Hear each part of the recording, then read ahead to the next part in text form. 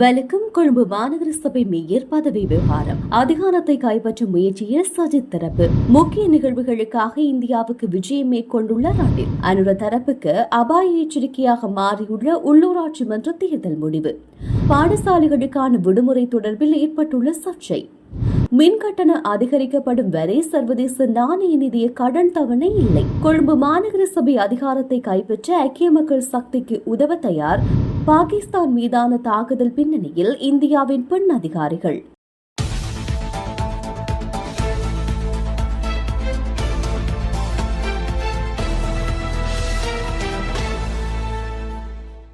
கொழும்பு மாநகர சபையின் ஐக்கிய மக்கள் சக்தியின் மேயர் வேட்பாளர் ருவீஸ் ஹனீஃபா தமது தொகுதியை இழந்துவிட்டதன் காரணத்தினால் குறித்த பதவி நியமனம் தொடர்பில் கட்சிக்குள் சிக்கல்கள் உருவாகியுள்ளதாக தெரிவிக்கப்படுகின்றது.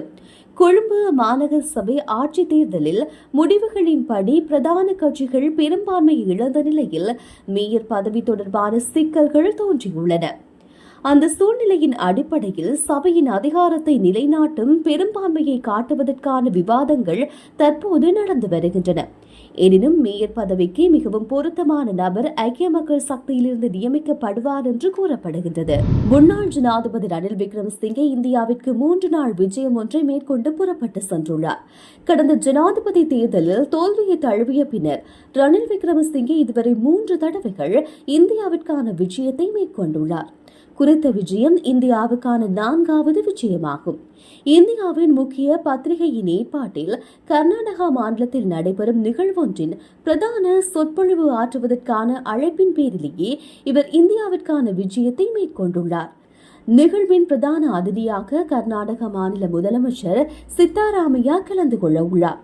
2 நாள் தொடர்ச்சியாக நடைபெறும் இந்த நிகழ்வில் அரசியல், வர்த்தகம், கலை மற்றும் விளையாட்டு போன்ற பல்வேறு துறைகளில் விற்பனர்கள் கலந்து கொள்ள உள்ளனர். இலங்கையின் அபிவிருத்தி செயற்பாடுகளுக்கு கை கொடுக்க உலக வங்கி இணக்கம் தெரிவித்துள்ளது. இலங்கைக்கு விஜயம் மேற்கொண்டுள்ள உலக வங்கியின் தலைவர் அஜய் பங்கா மற்றும் ஜனாதிபதி அன்றகுமார் ஆகியோருக்கு இடையில் மேற்கொள்ளப்பட்ட சந்திப்பின் போது இந்த இணக்கப்பாடு கட்டப்பட்டுள்ளது.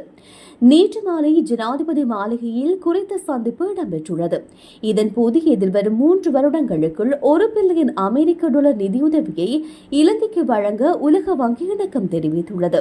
கூடுதல் தொழில் வாய்ப்புகளை உருவாக்கக்கூடிய மின்சாரம், சுற்றுலாத்துறை, கமத்தொழில் மற்றும் பிராந்திய அபிவிருத்தி போன்ற செயற்பாடுகளுக்கு இந்த நிதியுதவி வழங்கப்பட்டுள்ளது.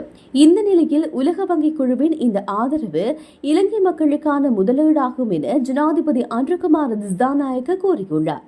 இதேவேளை இலங்கையின் முன்னேற்றத்தை கட்டியெழுப்ப இப்போதே செயற்பட்டு வந்த முக்கியத்துவத்தை உலக வங்கி குழு தலைவர் அஜய் பங்கா எடுத்துரைத்துள்ளார். தற்போதைய அரசாங்கம் சிறப்பாக செயற்பட வேண்டுமாயின் அவர்கள் பேசுவதை குறைத்து அதை செயலில் காண்பிக்க வேண்டும் என முன்னாள் வெளிவிவகார அமைச்சர் அலி சஃப்ரி வலியுறுத்தியுள்ளார். நடைபெற்று முடிந்த உள்ளூராட்சி மன்ற தேர்தலில் ஆளும் தேசிய மக்கள் சக்தி தெற்கில் வெற்றி பெற்றிருந்தாலும் பல சபைகளில் ஆட்சி அமைப்பதற்குரிய பெரும்பான்மையை பெற தவறி இருப்பது ஒரு அபாய எச்சரிக்கையாகும் என அவர் தெரிவித்துள்ளார். இந்த நிலையில் தேர்தல் முடிவுகள் தொடர்பில் தமது உத்தியோகபூர்வ எக்ஸ் தளத்தில் பதிவொன்றை செய்திருக்கும் அலி சஃப்ரி அப்பதிவில் மேலும் கருத்து தெரிவித்துள்ளார். ஊடக கண்காட்சியை நடத்துவதன் ஊடாக எப்போதும் நாட்டை ஆள முடியும் என நீங்கள் கருதினால் அது முற்றிலும் தவறாகும். நீங்கள் கூறும் விடயங்களுக்கு செயல் வடிவம் கொடுப்பதன் ஊடாக வீதிகளில் இருக்கும் மக்களால் உணரக்கூடிய மாற்றத்தை உருவாக்குங்கள். சாதாரண மக்கள் மெச்சக்கூடிய வகையில் சட்டம் மற்றும் ஒழுங்கு, செயற்திறன் மிக்க பொது நிர்வாகம் மற்றும் பொருளாதார வளர்ச்சி என்பவற்றை நிலைநிறுத்துங்கள். கால ஓட்டத்தில் மக்கள் கடந்த காலத்தை பற்றி பேச்சுக்களில் ஆரம்பம் இழப்பார்கள். அவர்கள் கடந்த கால அரசாங்கத்தின் செயற்பாடுகள் தொடர்பில் மகிழ்ச்சியடையவில்லை என்பதனாலேயே தற்போதைய அரசாங்கம் தெரிவு செய்யப்பட்டிருக்கின்றது என்பதை புரிந்து கொள்ள வேண்டும். அன்றில் இது வெறுமனே நல்லாட்சி அரசாங்கம் 2ஆக மாறிவிடும். இந்த உள்ளூராட்சி மன்ற தேர்தல் முடிவுகள் ஒரு அபாய எச்சரிக்கையாகும். 3/2 பெரும்பான்மையை பெற்று கோட்டாபாய ராஜபக்ச 18 மாதங்களில் பதவியிலிருந்து விலக வேண்டிய நிலைக்கு தள்ளப்பட்டார் என்பதை நினைவில் கொள்ள வேண்டும். இலங்கையில் கடந்த கால அரசாங்கங்கள் அடுத்தடுத்து தோல்வி கண்டிருக்கும் நிலையில் மீண்டும் ஒரு தோல்வியடைந்த அரசாங்கத்தை எதிர்கொள்ள இலங்கைக்கு திறனில்லை. எனவே தற்போதைய அரசாங்கம் சிறப்பாக செயற்பட வேண்டுமாயின் அவர்கள் பேசுவதை குறைத்து அதனை செயலில் காண்பிக்க வேண்டும் என தெரிவித்துள்ளார். எதிர்கால தேர்தலின் போது பாடசாலை ஊழியர்கள் மற்றும் பாடசாலை நடவடிக்கைகள் குறித்து முடிவுகளை எடுக்கும் போது மிக அவதானம் செலுத்துமாறு தேர்தல் ஆணைக்குழு திணைக்களத்திற்கு அதிபர் சங்கம் கடிதம் அனுப்பியுள்ளது. தேர்தல் முடிந்து மறுநாளே வாக்குச்சாவடி அலுவலங்கள் மற்றும் அவர்களது ஊழியர்கள் மற்றும் வாக்கு எண்ணும் நடவடிக்கையில் ஈடுபட்டுள்ள பிற ஊழியர்களுக்கு விடுமுறை அளிக்குமாறு ஏப்ரல் 25ஆம் தேதி எழுத்துப்பூர்வ கோரிக்கை விடுக்கப்பட்டுள்ளது. எனினும் தேர்தல் நாளில் இரவு 11 மணிக்கு இது தொடர்பாக ஊடக அறிக்கையை வெளியிட்டு தேர்தல் ஆணையாளர் திணைக்களத்தின் பொறுப்பற்ற செயல்கள் வருத்தமளிப்பதாக அதிபர் சங்கம் குறிப்பிட்டுள்ளது. இரவு நேரங்களில் விடுமுறை அறிவிப்புகள் வெளிவருவது பாடசாலை மாணவர்களுக்கு பெரும் சிரமத்தை ஏற்படுத்தும். பாடசாலை நிர்வாகத்திற்கு பெரும் குழப்பத்தை ஏற்படுத்தியுள்ளது.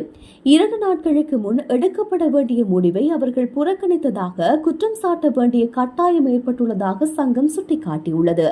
பாடசாலையில் இருந்து பாடசாலைக்கு வெளியே உள்ள மையங்களுக்கு நள்ளிரவில் கொண்டு செல்லப்படும் மேசைகள், நாற்காலிகள் போன்றவற்றை சில இடங்கள் அலட்சியமாக எடுத்துக் கொண்டதால் பல சிரமங்கள் ஏற்பட்டுள்ளதாக அந்த கடிதத்தில் குறிப்பிடப்பட்டுள்ளது. இலங்கையில் மின்சார கட்டணத்தை அதிகரிக்கும் வரை சர்வதேச நாணய நிதியத்தின் 5ஆம் தவணை கடன் கொடுப்பனவு வழங்கப்பட மாட்டாது என அறிவிக்கப்பட்டுள்ளது. உற்பத்தி செலவை ஈடுகட்டும் வகையில் மின் கட்டண அதிகரிப்பு குறித்து சர்வதேச நாணய நிதியம் பல தடவை அரசாங்கத்திடம் வலியுறுத்தியுள்ளது. அரசாங்கமும் அதனை ஏற்றுக்கொண்டிருந்தது. கடந்த ஏப்ரல் மாதத்துக்குள் மின் கட்டண அதிகரிப்புக்கு திகதி குறிப்பிடப்பட்டிருந்தது. எனினும் உள்ளூராட்சி மன்றங்களுக்கான தேர்தலை முன்னிட்டு மின் கட்டண அதிகரிப்பை அரசாங்கம் பிற்போட்டதன் காரணமாக சர்வதேச நாணய நிதியத்தின் 5ஆம் தவணை கடனை விடுவிப்பதில் தற்போது சிக்கல் ஏற்பட்டுள்ளது. எதிர்வரும் ஜூன் மாதத்துக்குள்ளான மின் கட்டண அதிகரிப்புக்கான அறிவிப்பை வெளியிட அரசாங்கம் எதிர்பார்த்துள்ள நிலையில் அதன் பின்னரே சர்வதேச நாணய நிதியத்தின் கடன் தவணை விடுவிக்கப்படும் என்று மத்திய வங்கியின் தகவல் தெரிவிக்கின்றது. சர்வதேச நாணய நிதியத்தின் 5ஆம் தவணை கட்டணை தொகை $344 மில்லியன் இலங்கைக்கு வழங்கப்பட உள்ளமை குறிப்பிடத்தக்கது. கொழும்பு மாநகர சபையின் அதிகாரத்தை கைப்பற்றுவதற்கு ஐக்கிய மக்கள் சக்திக்கு உதவ தயாராக இருப்பதாக ஐக்கிய தேசிய கட்சி அறிவித்துள்ளது. ஐக்கிய தேசிய கட்சியின் துணைத் தலைவர் ருவான் விஜயவர்தன இந்த அறிவிப்பை விடுத்துள்ளார். தொடர்ந்தும் கருத்து வெளியிட்ட அவர், கொழும்பு மாநகர சபையின் அதிகாரத்தை கைப்பற்ற ஐக்கிய மக்கள் சக்திக்கு நமது உறுப்பினர்களின் ஆதரவை பெற்றுக் கொடுக்க தயாராக உள்ளோம். எனினும் இது தொடர்பில் இதுவரை எந்தவித வேண்டுகோளும் விடுக்கப்படவில்லை. இதேபோன்று நாட்டின் ஏனைய பிரதேசங்களிலும் ஒன்றிணைந்து அதிகாரத்தை கைப்பற்றக்கூடிய இடங்களில் அதற்கான ஆதரவை வழங்க ஐக்கிய தேசிய கட்சி தயாராக உள்ளது என்று தெரிவித்துள்ளார். பாகல்காமி பாகிஸ்தான் பயங்கரவாதிகள் நடத்திய தாக்குதலுக்கு ஆபரேஷன் சிந்தூர் என்ற பெயரில் இந்தியா பதில் கொடுத்துள்ளது. குறித்த தாக்குதலானது இந்தியாவின் முக்கிய இரு பெண் அதிகாரிகளின் தலைமையில் முன்னெடுக்கப்பட்டுள்ளதாக இந்திய பாதுகாப்புத்துறை விளக்கம் அளித்துள்ளது. இந்த தாக்குதலில் பாகிஸ்தான் மற்றும் பாகிஸ்தான் ஆக்கிரமிப்பு காஷ்மீர் பகுதிகளில் உள்ள 9 பயங்கரவாத முகாம்கள் அளிக்கப்பட்டுள்ளன. ஜெய்தி முகமது அமைப்பின் 4 இலக்குகள், லஷ்கர்-இ தொய்பா அமைப்பின் 3 இலக்குகள் மற்றும் ஹிஸ்புல்லா முஜாஹிதீன் அமைப்பின் 2 இலக்குகள் என 9 பயங்கரவாத முகாம்கள் தாக்கப்பட்டுள்ளது. எனினும் பாகிஸ்தான் ராணுவ தளவாடங்கள் மீது எந்தவித தாக்குதலையும் இந்தியா நடத்தவில்லை.